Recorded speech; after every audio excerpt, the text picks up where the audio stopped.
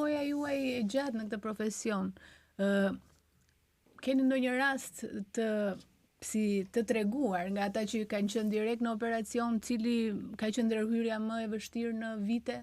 Të kujtohet në një detaj, më kujtohet së fundmi në rrjetet sociale, një banor aty tek ne bënte video live, zjarri në fakt, që kishte rënë në shtëpinë e tij, kishte kohën e mjaftueshme që të bënte edhe video dhe ta komunikonte, dhe ndërkohë pretendonte se zjarfiksia nuk kishte shkuar në kohë, ndërkohë që nga komunikimi me stacionin nuk kishte asnjë thirrje nga ky i fundit drejt stacionit. Pra, ndërkohë i bënte sehir zjarrit të vënë në shtëpinë e tij për ta nxjerrë atë në rrjetet sociale. Pra, atë siç e theksuam që ka edhe papërgjegjshmëri qytetare në lidhje me këtë çështje.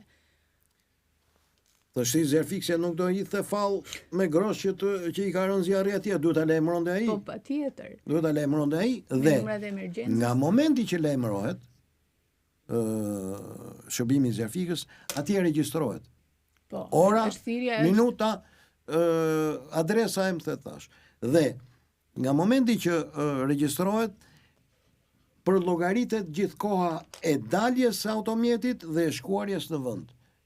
Këto janë kështu rregulla strikte në shërbimin e zjarfikës.